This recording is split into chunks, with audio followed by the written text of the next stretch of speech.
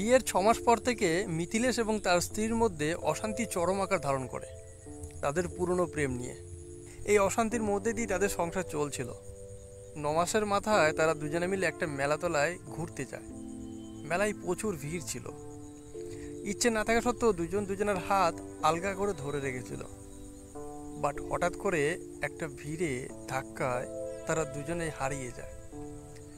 দুজনাই ভিড়ের দু প্রান্তে গিয়ে দাঁড়িয়ে দাঁড়িয়ে অনেক কিছু ভাবে।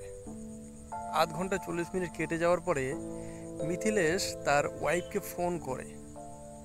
তার ওয়াইফের ফোনে রিং তো হয়, বাট সে ফোনটা কেউ রিসিভ করে না। তারপরে সে মেলাতলায় গিয়ে মাইকে অ্যানাউন্স করে, তাতেও কিছু সাড়া পাওয়া যায় না। 1.5 ঘন্টা পর মিথিলেশ পুলিশ স্টেশনে গিয়ে রিপোর্ট করে।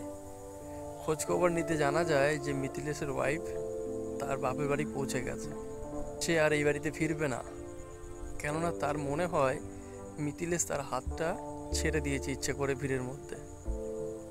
প্রথম দিকে মিথিলেশও ওই ভিড়ের এক প্রান্তে দাঁড়িয়ে ভাবছিল যে তার ওয়াইফ ইচ্ছে করে তার হাতটা ছেড়ে দিয়েছে।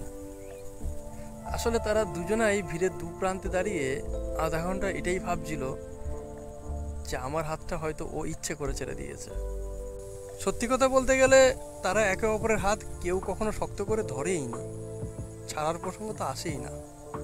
আশা করছি এই গল্পটা আপনাদের অনেক কিছু শিক্ষা দিয়ে যাবে। ভালো থাকবেন সবাই।